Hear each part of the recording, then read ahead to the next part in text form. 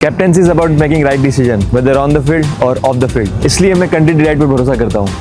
They deliver 100% pure buffalo milk to my doorstep by 7 AM। Don't just enjoy our matches, enjoy village fresh buffalo milk too. Download the Country Delight app. Madhya Pradesh మంత్రి BJP నాయకుడు Kunwar Vijay Shah కల్లల్ Sophia Qureshi పైన చేసిన వ్యాఖ్యలు దేశవ్యాప్తంగా రాజకీయ దుమారాన్ని రేపాయి. అతన్ని suspend చేయాలి మంత్రివర్గం నుంచి అంటూ ప్రతిపక్షాలు డిమాండ్ కూడా చేస్తున్నాయి.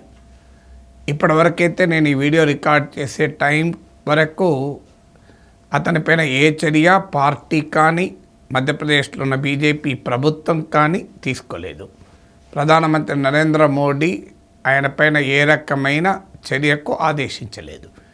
కానీ హైకోర్టు మాత్రం సియోమోటోగా టేకప్ చేసింది. సియోమోటోగా టేకప్ చేసి అతనిపైన కేసు పెట్టమని మధ్యప్రదేశ్ ప్రభుత్వ యంత్రాంగాన్ని ఆదేశించింది. చూడండి, మీరు ఇంత దారుణమైన కామెంట్ చేసిన తర్వాత కూడా ఆయన మీద ఎలాంటి కేసు ప్రభుత్వము స్వచ్ఛందంగా పెట్టలేదు. హైకోర్టు సియోమోటోగా తనంతట తానే దీనిపైన స్పందించి ఇది చాలా దుర్మార్గమైన వ్యాఖ్యలు అని ఖండిస్తూ కేసు పెట్టమన్నది. ఈ కేసు పెట్టమని ఆదేశించిన తర్వాత విజయ్ షా సుప్రీంకోర్టుకు వెళ్ళి నాకు రిలీఫ్ ఇవ్వండి కేసు నుంచి అని. సుప్రీంకోర్టులో విజయ్ షా వాదన ఏంటి అంటే ఆయన తరఫున లాయర్లు క్షమాపణ చెప్పాడు. తర్వాత అతని వ్యాఖ్యలు వక్రీకరించారు, మిస్అండర్స్టూడ్, పొరపాటున అర్థం చేసుకున్నారని. నాకు అర్థం కాదు, పొరపాటున అర్థం చేసుకుని వక్రీకరించితే క్షమాపణ ఎందుకు? క్షమాపణ చెప్పినాక వక్రీకరించిన అనే వాదనే సరైనది కాదు కదా. నా వ్యాఖ్యలు వక్రీకరించబడితే, ఎవరి వ్యాఖ్యలైనా వక్రీకరించబడితే ఆ వ్యాఖ్యలకు తప్పుడు అర్థాలు తీస్తే క్షమాపణ చెప్పాల్సిన అవసరమే లేదు కదా. నేను కరెక్టే అన్నాను, వాళ్ళు దాన్ని కావాలని మిస్లీడ్ చేశారు, డిస్టార్ట్ చేశారు, నాకే సంబంధం అన్నది. కానీ ఏకకాలంలో వక్రీకరణ చేశారు, తప్పుడు అర్థాలు తీశారంటాడు, మళ్ళీ క్షమాపణ కూడా చెప్తున్నాడు. ఒక్కసారి కాదు 10 సార్లు క్షమాపణ చెప్తున్నాను, నా సొంత సిస్టర్ కన్నా ఎక్కువ కల్లల్ సోఫియా ఖురేషీ అంటున్నాడు. కానీ ఆయన అన్న మాటలు మనకు వీడియోలో అందుబాటులో ఉన్నాయి, అంతలా తిరుగుతున్నాయి కూడా. Modi has cent a sister from the terrorist community.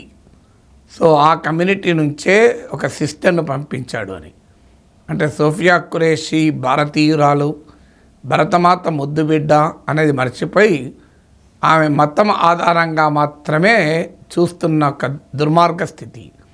దీన్ని సుప్రీంకోర్టు చాలా సీరియస్గా మందలించింది. అసలు ఒక రాజ్యాంగబద్ధమైన పదవిలో ఉన్న వ్యక్తి ఇలా మాట్లాడవచ్చా, ఏం మాట్లాడుతున్నారు అని చెప్పి కేసు నుంచి రిలీఫ్ ఇవ్వటానికి సిద్ధపడలే. ఎవరు మాట్లాడకూడదు, అందులో రాజ్యాంగబద్ధమైన పదవిలో ఉన్నవారు ఎట్టి పరిస్థితుల్లో మాట్లాడకూడదు. మరి మధ్యప్రదేశ్లో ఉన్న బీజేపీ ప్రభుత్వం ఎందుకు కేసు పెట్టలేదు? పార్టీకి సంబంధం లేదు అని వాదన సహజంగానే వస్తుంది. సంబంధం ఉందని నేను కూడా అనడం లేదు. బీజేపీ విజయ్ షాతో అనిపించింది అని మనం ఆరోపించలేము, ఎందుకంటే బీజేపీ తరఫున జాతీయ అధికార ప్రతినిధి ఏం కాదు కదా.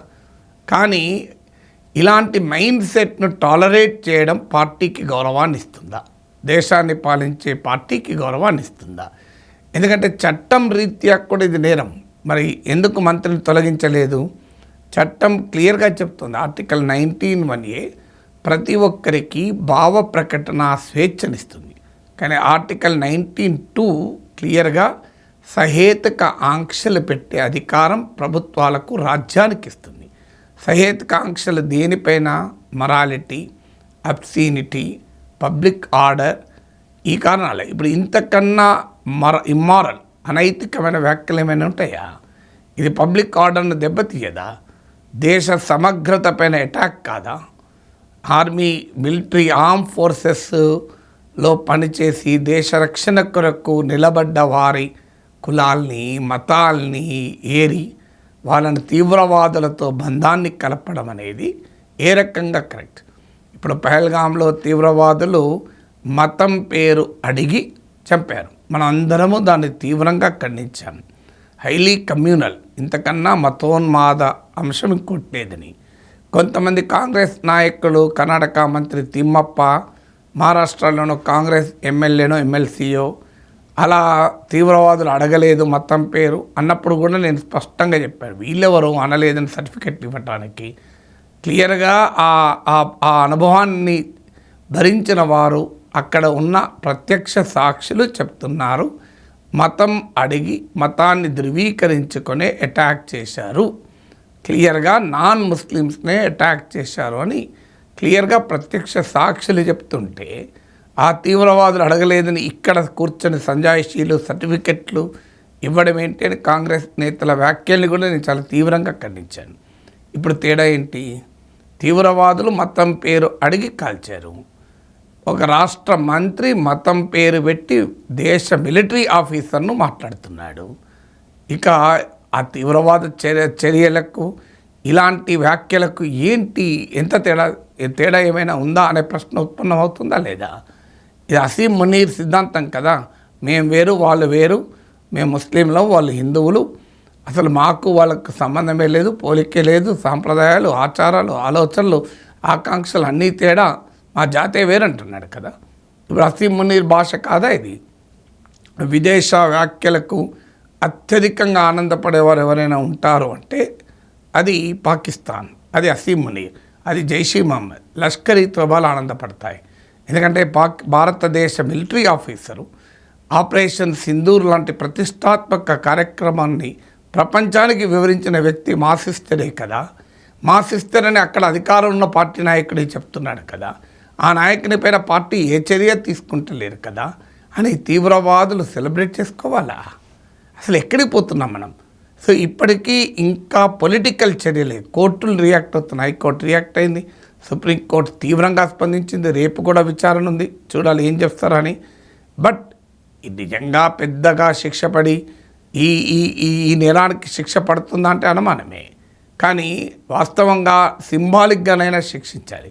అన్నిటికన్నా ముఖ్యంగా మంత్రి పదవి నుంచి తొలగించి భారతీయ జనతా పార్టీ రాజకీయ విలువల్ని ప్రతిష్టాపించాలి. ఎందుకంటే పార్టీని ఒక వ్యక్తులు చేసే తప్పులు, వ్యక్తులు చేసే పొరపాట్లకు ఒక రాజకీయ పార్టీని మనం ఎప్పుడు అనకూడదు.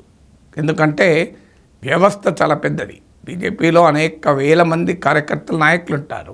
అందరూ ఏం మాట్లాడాలో పార్టీ శాసించడం అంత సులభం కాదు. కానీ అర్నబ్ గోస్వామి, రాహుల్ శివశంకర్, నావికా కుమార్ లాంటి నేషనల్ మీడియా యాంకర్లు ఎక్కడన్నా గల్లీలో కాంగ్రెస్ లీడర్ తాగి పడిపోయినా Rahul Gandhi should answer why did he fell like that by drinking over అని క్వశ్చన్ అడుగుతారు. మరి ఇప్పుడు విదేశ విషయంలో మోడీ షుడ్ ఆన్సర్ అని ఎందుకు అనడం లేదు? నేనైతే మోడీ షుడ్ ఆన్సర్ అంటలేను, మోడీ షుడ్ యాక్ట్ అంటున్నాను.